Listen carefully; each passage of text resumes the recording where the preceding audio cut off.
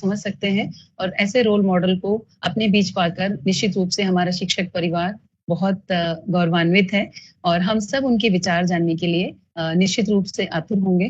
तो मैं पार्थ जी को आमंत्रित करती हूँ कि वो आए और आज के विषय पर अपने विचार हम सबसे साझा करें। पार्थ जी, आपका बहुत बहुत स्वागत। धन्यवाद। जय हिंद। सभी महानुभाव, सभी देवी एवं सज्जनों को मेरा सादर प्रणाम एवं नमस्कार। माँ सरस्वती के चरणों में मेरा सादर नमन। और चूंकि यहाँ पे सब अधिवक्ता गण एवं सब अध्यापिका गण हैं, तो स्वाभाविक बात है कि माँ सरस्वती को हम सबको जो है उनके चरणों में नमन करना चाहिए।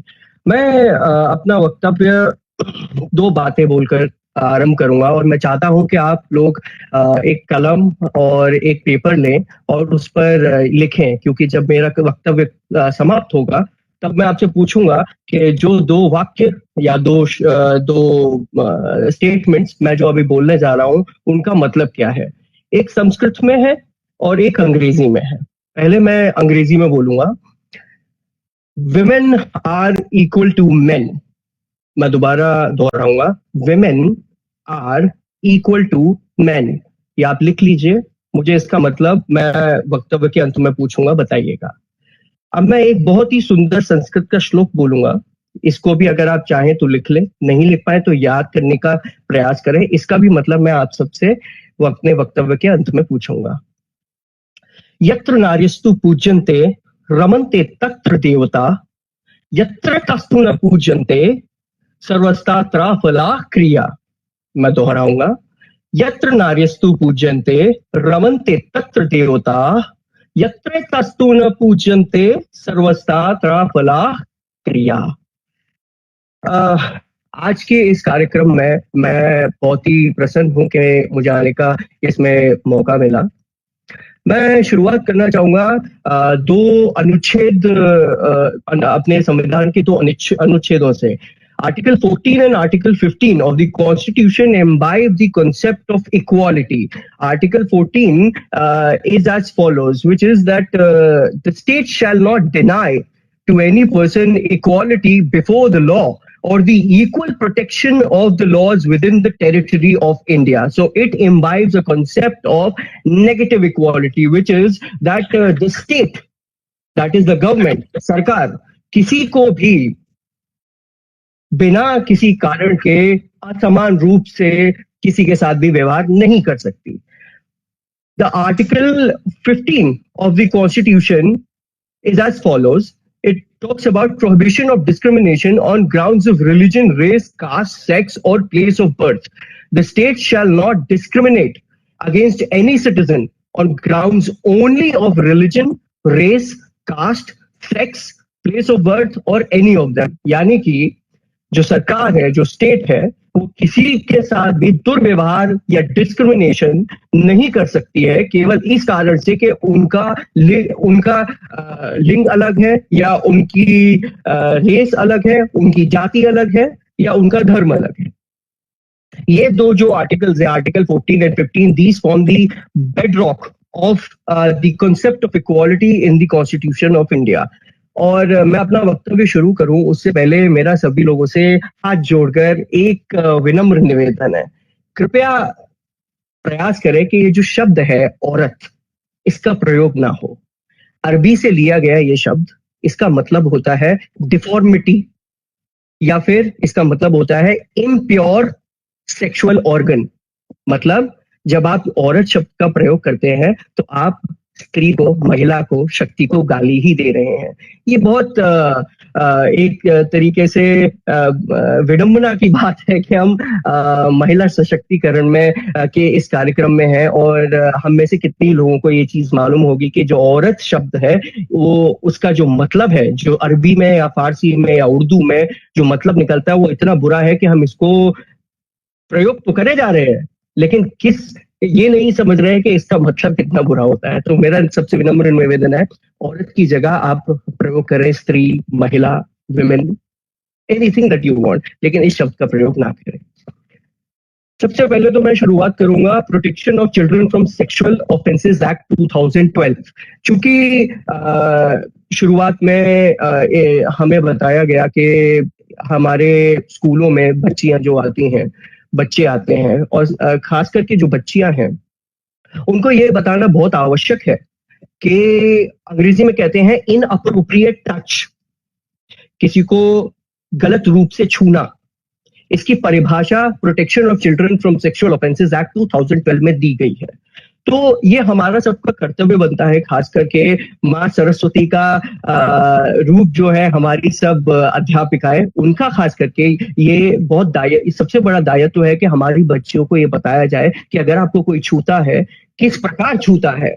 एक होता है जो ममत्व के साथ छूना होता है, और दूसरा बुरी और घृणा के साथ और गलत विचार के साथ छूना होता है। इन दोनों में अंतर अपनी बच्चियों को बताना बहुत आवश्यक है, अति आवश्यक है। इसके बाद मैं शुरू करूंगा कि कुछ केसेस हैं, लैंडमार्क केसेस जिसको हम अपनी लीगल लैंग्वेज में बोलते हैं, that have been propounded by the Honorable Supreme Court of India in a number of instances that have formed the bedrock of feminist jurisprudence in our country. तो महिला सशक्तिकरण के लिए केवल ही पार्लियामेंट और सरकार ही नहीं आगे कदम उठा रही है, हमारा जो माननीय उच्चतम न्यायालय है उन्होंने भी वहां इस दिशा में अनेक कदम उठाए हैं। एक बहुत लैंडमार्क डिसीजन के बारे में मैं आपको बताना चाहता हूं, जो कि यहाँ पे जितनी हमारी देवी रूपी अध्यापिकाएं हैं उनको इसके बारे में जानना बहुत आवश्यक है। एक केस था, it is a very famous case called Vishakha and others versus state of Rajasthan. It is the landmark case in India which formed the backdrop of the concept of prevention of sexual harassment at workplaces. आपके काम की जगह पर आपके साथ जो उत्पीड़न होता है, जो सेक्सुअल हैरेसमेंट होता है, उसके खिलाफ माननीय उच्चतम न्यायालय ने ये गाइडलाइंस बनाई थी। इनका मैं इस केस का आपको थोड़ा सा समरी दूंगा। भवरी देवी, she was a social worker from Rajasthan who was brutally gang raped by 5 men of the same village for preventing a child marriage. She wanted to prevent a child marriage of a 1-year-old infant, girl infant, यानी कि girl child, एक लड़की किसी के यहाँ पैदा हुई थी और 1 साल की थी, और उसका विवाह करने के लिए वहां पे प्रयत्न हो रहे थे। उसको रोकने के लिए भवरी देवी ने अपने कदम उठाए। She was determined to seek justice and she decided to go to the court. And in a shocking decision, the trial court acquitted all 5 accused who were accused of raping Vishakha. मतलब trial court ने सबको बरी कर दिया था, 5 के 5 को। लेकिन ये हमारे जस्टिस सिस्टम की, हमारे न्यायपालिका की बहुत बड़ी बड़ाई है कि जब वो हाई कोर्ट गई, the high court overturned it and said that all are guilty, and when the matter went to Supreme Court took cognizance of the matter with utmost seriousness and sincerity. And on the issue of sexual harassment at the workplace, the Honorable Supreme Court formed the guidelines, the Vishakha guidelines, जिसके तहत हमने हाल ही में सुना होगा कि माननीय मुख्यमंत्री उत्तर प्रदेश श्री योगी आदित्यनाथ जी ने अभी अपने नेतृत्व में एक गाइडलाइंस डाली है कि 7 बजे के उपरांत किसी भी महिला को काम करने के लिए फोर्स नहीं किया जाएगा, दबाव नहीं डाला जाएगा। वो जो गाइडलाइंस अभी बनाई है वो इसी गाइडलाइन से आती हैं, जो कि विशाखा गाइडलाइंस है, यही उसका बीज है। This is very important. The Vishakha guidelines have also defined sexual harassment at workplace and has put the onus on the employers to provide a safe working environment for women at the workplace. Next case that I am going to talk about is Mary Roy versus State of Kerala. It is also a landmark case in which women from Syrian Christian community यानी कि जो Syrian ईसाई हैं केरल में, वहां पे क्या होता था कि उनके जो मजहब है, उनके मजहब के अनुसार महिलाओं को पुरुषों के समान उनके पास अधिकार नहीं थे, और महिलाएं वहां पर अपने पिता की संपत्ति को नहीं पा सकती थी। The women could not inherit. यही एक चीज 2004 में जो उत्तर प्रदेश सरकार ने एक संशोधन लाए थे हिंदू मैरिज एक्ट में, जब महिलाओं को समान अधिकार दिया था पिता की संपत्ति में, ये चीज उसमें भी थी. So in this case, the decree passed by the Syrian Christian Church in Kerala that women are not equal to men when it comes to property rights of the father. I am sorry, there is some disturbance. Please ask the concerned person to turn off the mic.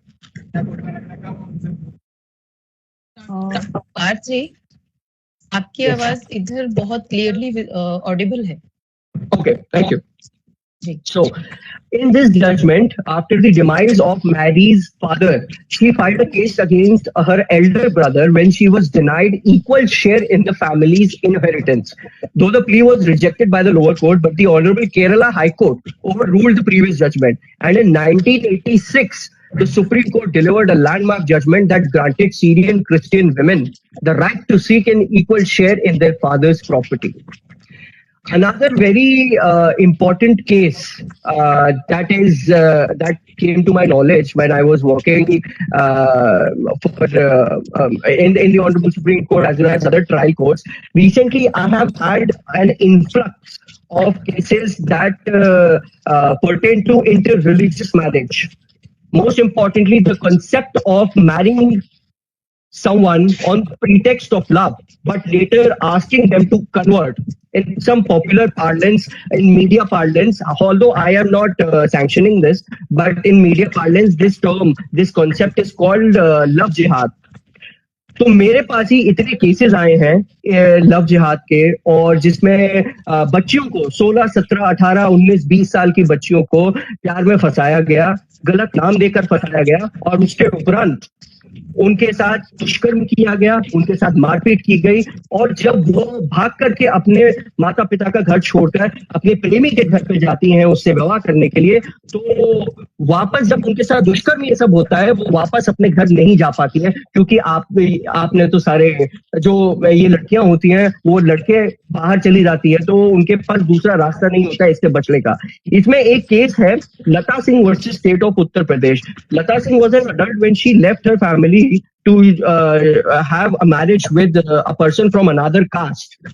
In this case, she faced a lot of harassment at the behest of her family, but the Honorable Court came to her rescue, and the Supreme Court strictly said that an adult woman has the right to marry or live with anyone of her choice, but at the same time, marriage on the pretext of love with ulterior motives is vehemently denied and vehemently against the common concepts of human rights. इसके अलावा एक case आता है, ये बहुत important case है, और इसमें मैं आप सबका I just want your undivided attention with respect to this. Hello. Roxanne Sharma versus Arun Sharma. In this case, Roxanne was involved in a bitter child custody battle with her estranged husband, and she filed a case against him, which led to the landmark judgment pronounced by the Apex Court regarding children caught in a legal battle between the parents. The Supreme Court ruled that when estranged parents are involved in a legal tussle over the custody of a child who is under the age of 5 years, the custody of the child will remain with the mother. अगर एक दंपति में तलाक को लेकर के झगड़ा है, डिवोर्स को लेकर के झगड़ा है, तो इसमें ऑनरेबल सुप्रीम कोर्ट ने, माननीय उच्चतम न्यायालय ने कहा कि बच्चे पर, शिशु पर पहला अधिकार मां का होता है. मैं आपको इस संदर्भ में एक बहुत ही व्यापक और बहुत ही इंटरेस्टिंग एग्जांपल दूंगा. एक कन्वेंशन है यूनाइटेड नेशंस का, the Hague convention on international child abduction 1980. मैंने इस पर एक रिसर्च पेपर भी लिखा था. ये कहता है कि अगर बाहर किसी देश में एक दंपति में लड़ाई होती है और उनमें से एक या तो पति या पत्नी बच्चे को लेकर के अपने देश चले जाते हैं. मान लीजिए हमारे देश से किसी लड़की ने बाहर किसी एनआरआई से विवाह किया, वो यहाँ से उसके पास चली गई और उनके विवाह से उनको एक संतान की प्राप्ति हुई, और उसके बाद उस लड़की के साथ मान लीजिए अत्याचार होने लग गया, उसका शोषण होने लग गया, तो वो भागकर, मान लीजिए अमेरिका में है तो अमेरिका से भागकर हिंदुस्तान वापस आ गई, और यहाँ पर हमारा पूरा समाज जो है वो उसको स्वीकारेगा क्योंकि वो माँ है. हमारे समाज में पुरातन हमारी जो सनातन संस्कृति है तब से माना गया है कि माँ का अधिकार जो है वो पहला है। और जो ये कन्वेंशन है, the Hague convention on international child abduction, Hindustan ने, भारत ने इस पर दस्तखत नहीं किए हैं। We are not signatories to this convention, and we are one of the fewest countries that is not a signatory to this convention. क्यों? ये कन्वेंशन कहता है कि बच्चे के ऊपर माँ और पिता का जो अधिकार है वो समान है, और चाहे अगर माँ बच्चे को लेके भागे या पिता लेके भागे, तो जो दूसरा व्यक्ति है, माँ है या पिता है, वो केस फाइल कर सकता है बच्चे को वापस लाने के लिए।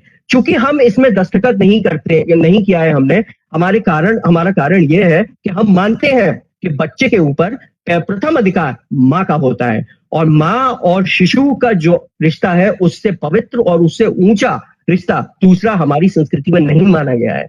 तो ये बहुत ही अनोखी और बहुत ही व्यापक, बहुत ही it's a very interesting thing to talk about when we talk about women empowerment, महिला सशक्तिकरण की जब हम बात करते हैं तो हमें कहीं दूर बाहर पश्चिम की ओर देखने की आवश्यकता नहीं है। हमें केवल अपनी संस्कृति में झांकना है, जो हमारे पास उदाहरण है। हमारे वैदिक काल में इतनी देवियां हुई, इतनी जो है विदुषियां हुई। उदाहरण के तौर पर मैं आपको बताऊंगा गार्गी, मैत्री, जिन्होंने वेदों का पठन पाठन ही नहीं, वेदों को लिखने के लिए अपना पूरा का पूरा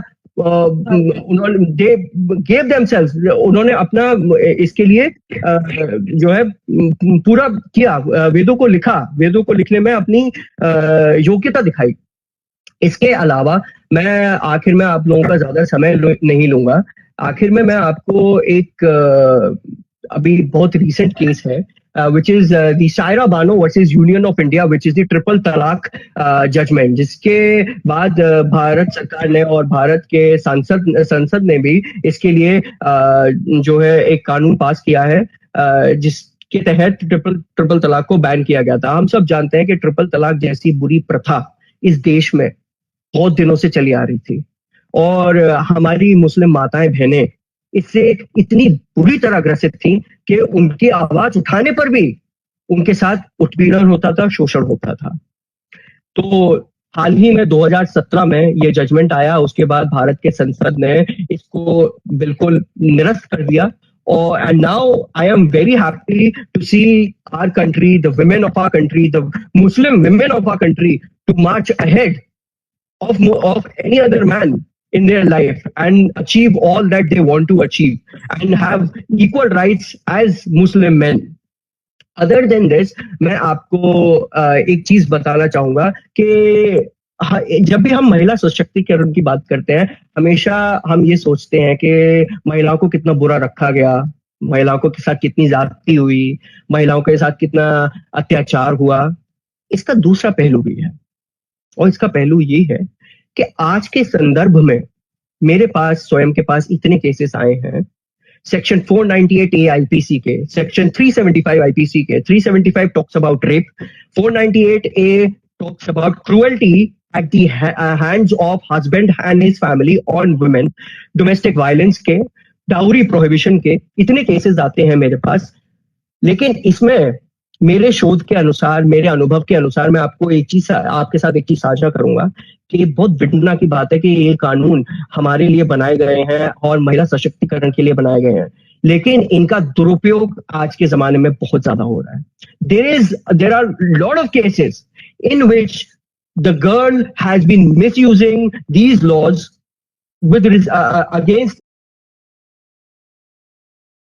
the boy, and this defeats the very purpose of women empowerment. महिला सशक्तिकरण के खिलाफ जाता है, के विरुद्ध जाता है कि इसका जो मिसयूज हो रहा है।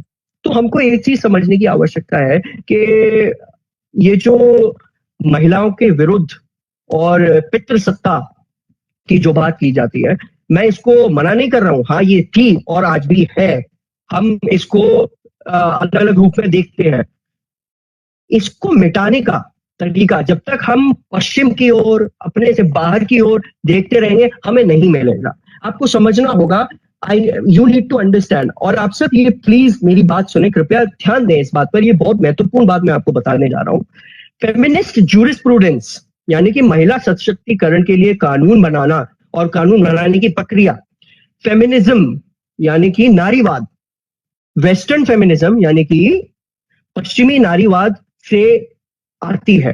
पश्चिमी नारीवाद में जो all these feminist luminaries that have been there in the West, starting from French feminists like Simone de Beauvoir, Jean-Paul Sartre, Sandra Lee Bartke, that talked about nothing but one thing, that is women are equal to men in all spheres.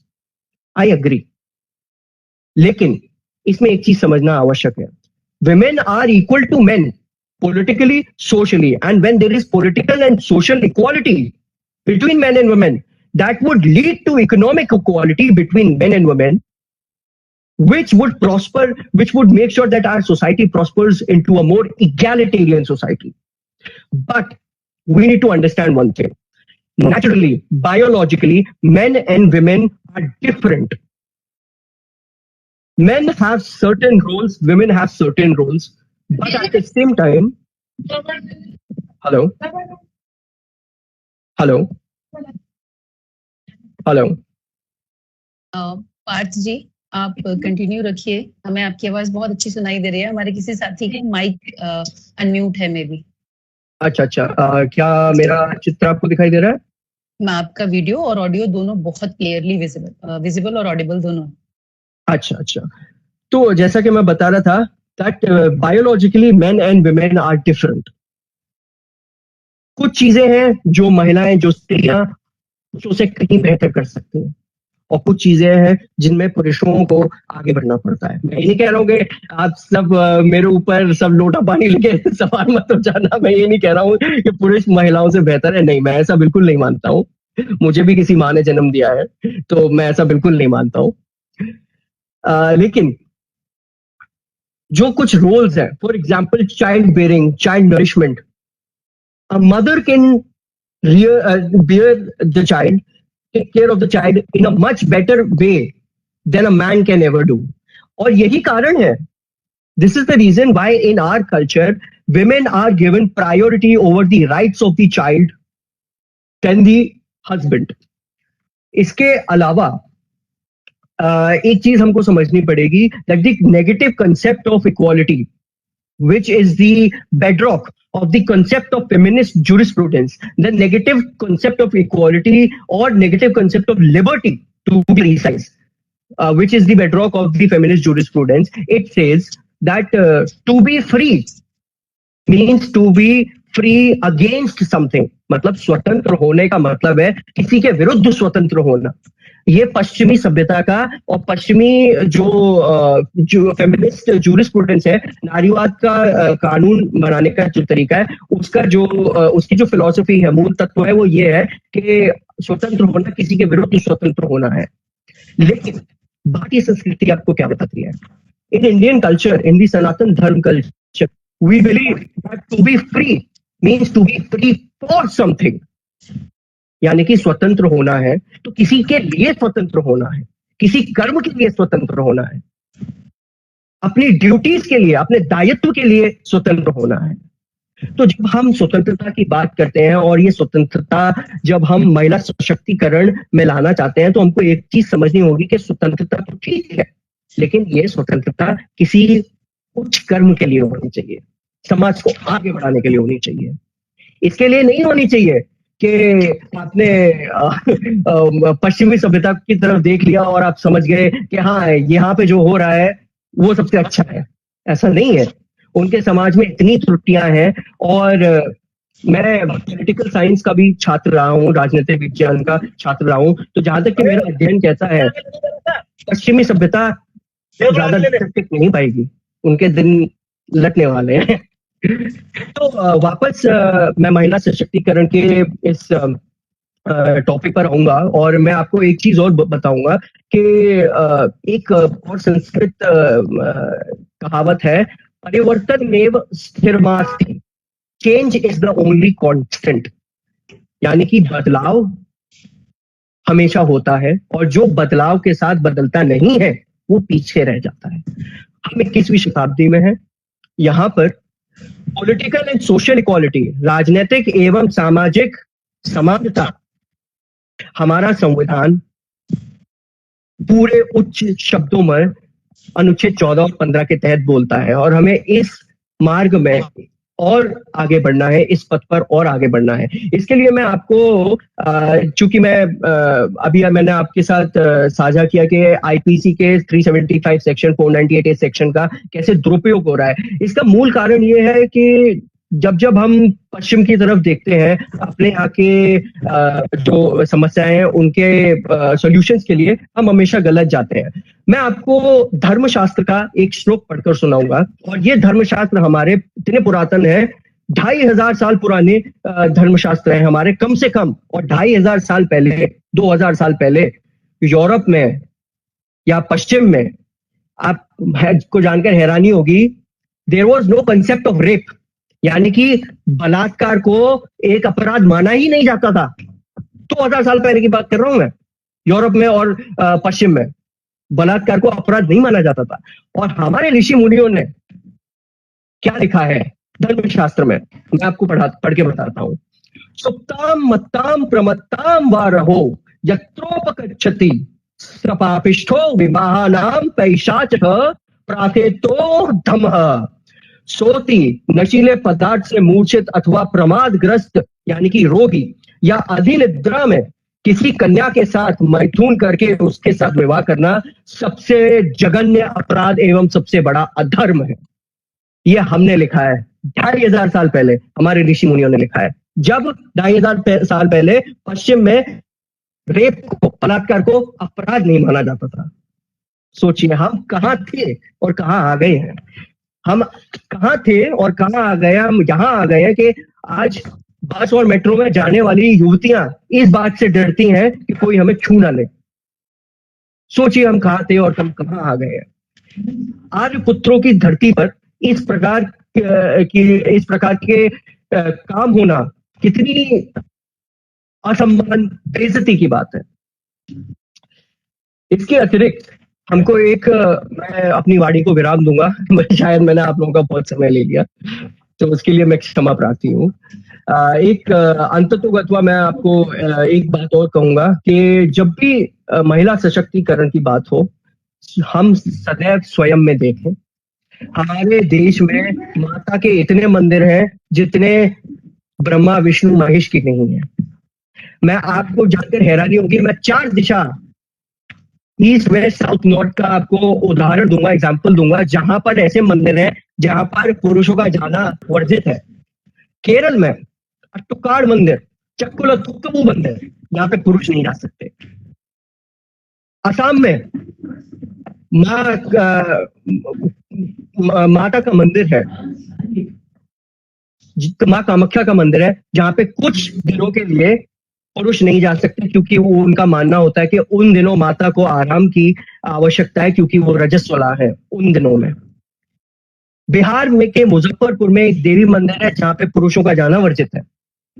और राजस्थान में पुष्कर मंदिर है जहां पे एक आयु के, एक कुछ वर्ष के जो पुरुष हैं वो नहीं जा सकते। ये हमारे देश में है, हमको बाहर देखने की कोई आवश्यकता नहीं है। हमारी संस्कृति को आप जितना जानेंगे, हमारे सनातन पद्धति को जितना जानेंगे, आप पाएंगे कि महिला सशक्तिकरण का उदाहरण उन्हीं में ही है। इस समय भारत की वित्त मंत्री एक महिला है और भारत के अनेक मंत्रालय महिलाएं ही संभाल रही हैं। This is the 2019 Lok Sabha has the highest number of women representatives. महिला सांसद आज तक के भारत के इतिहास में सबसे ज्यादा 2019 की लोकसभा में है। आपको एक बात समझनी चाहिए। और एक मुर्मू करके झारखंड की एक सांसद है जो कि आज तक की सबसे युवा सांसद है 2019 की लोकसभा में। तो ऐसा नहीं है कि हर जगह अंधकार है, रोशनी भी है। और इस रोशनी को हमको अपनी संस्कृति के अनुसार और बढ़ाना है। हमारी बच्चियां, हम कंजक में केवल कंजक में ही नहीं उनकी पूजा करें, हम अपने पुत्रों को ये बताएं कि ये देवी है। आप इनके साथ आप इनके साथ वैसा व्यवहार करें जैसा आप स्वयं की माता, स्वयं की बहन के साथ चाहेंगे कोई और पुरुष करे। जब ये संस्कार हम अपने बच्चों में, खास करके अपने पुत्रों में डालेंगे, तो हमारा समाज महिला सशक्तिकरण के इस पथ पर बहुत आगे जाएगा और लगता है कि हम इतना आगे जा सकते हैं कि भारत के विश्व गुरु बनने में हमको ज्यादा समय लगेगा भी नहीं। तो मैं अपनी वाणी को विराम दूंगा और जो मैंने शुरुआत में कहा था तो सेंटेंस बोले थे, तो वाक्य बोले थे, जरा क्या मुझे कोई बता सकता है, किसी को याद है मैंने क्या क्या बोला था? कोई भी? जी सर नमस्कार, हम बताएं। Women are equal to men. This is Archana Benjamin. Women are ji. equal to men. And second? Second one, sorry, I don't remember. It's not right. तो ये बताइए, क्या कोई मुझे बता सकता है? सर मैं आई Yeah, sure. Go ahead, ma'am. यत्नार्यस्तु रमन्ते तत्र देवताः क्षत्र तास्तु न पूजयन्ते सर्वास्त्रात्रा क्रिया। जहाँ स्त्रियों की पूजा होती है। एक minute ma'am, just a second. क्या मुझे कोई बता सकता है कि पहले सेंटेंस का मतलब क्या है जो अंग्रेजी में मैंने बोला था? सर हम बताएं? हाँ बताएं। सर सीमा श्रोत्रिय जूनियर हाई स्कूल हरौला से बोल रही हूँ। ये आपकी नारी पुरुष के बराबर है। बिल्कुल। क्या मुझे, जो मैंने संस्कृत में बोला, ये धर्मशास्त्र का श्लोक है। मनु महाराज ने ये श्लोक लिखा है अपने धर्मशास्त्र में, मनुस्मृति में। तो क्या कोई मुझे बता सकता है कि इसका क्या मतलब है? जी सर। बताएं। स्त्रियों की पूजा होती है वहाँ देवता निवास करते हैं, और जहाँ स्त्रियों की पूजा नहीं होती और वहाँ पर समस्त अच्छे कर्म किए हुए भी निष्फल हो जाते हैं। क्या बात। तो देखिए, कहने का मतलब यह है, आप लोगों ने स्वयं इसका उत्तर दे दिया कि महिला सशक्तिकरण के लिए अपनी संस्कृति में जाइए, बहुत चीजें मिलेंगी आपको। सर मैं कुछ कहना चाहती हूँ। एक मिनट मैम, आपको बहुत चीजें मिलेंगी और ज्यादातर हो सके, अगर पश्चिम ये बोलता है कि महिला और पुरुष समान है, हम तो ये बोलते हैं कि महिलाओं की तो पूजा करनी चाहिए। तो इससे बड़ी, इससे सुंदर बात तो कोई हो नहीं सकती। इसी के साथ मैं अपनी वाणी को विराम दूंगा। नमस्कार, जय हिंद। पार्थ जी, मैंने कुछ बातें नोट की हैं आपकी इस उद्बोधन की, और मैं सच में बता नहीं सकती हूँ मैं कितनी खुश हूँ कि आज का ये वेबिनार जो सर ने रखा और जो उसमें गेस्ट बुलाए और आप जैसे युवा लोग बुलाए, जिनके हाथों मुझे लगता है मेरा भारत बहुत बहुत सुरक्षित है। कोई बात ही नहीं है कि हमें चिंता करनी पड़े कि भारत की संस्कृति नष्ट हो रही है या भारत कहीं पीछे जा रहा है। बिल्कुल नहीं। मैं सच में, मेरा हृदय बहुत भरा हुआ है इस समय भावों से कि आप जैसे युवा लोग अगर इतनी अच्छी सोच, इतनी अच्छी जानकारी और इतने पवित्र ज्ञान से भरे हुए हैं, जो न सिर्फ अपने जो प्रोफेशन है उसके बारे में जानकारी रखते हैं, बल्कि भारतीय संस्कृति की जड़ पकड़कर चलना भी जानते हैं, तो निश्चित रूप से ऐसे ही युवा नारी सशक्तिकरण की ओर इस समाज को ले जाएंगे और बहुत बेहतर भविष्य, भारत को बहुत एक उच्च पद पर आसीन, विश्व गुरु के पद पर आसीन, जो हम सपना देखते हैं, जो हमारे पूर्वजों ने सपना देखा है हमेशा, और जो हम पहले थे, जैसा कि आपने अपने उद्बोधन में चर्चा की, जैसे हम पहले थे, निश्चित रूप से हम दोबारा अपने उस स्थान को हासिल। पश्चिमी प्रभाव जो आक्रांता आए, उनके कल्चर का प्रभाव हमारे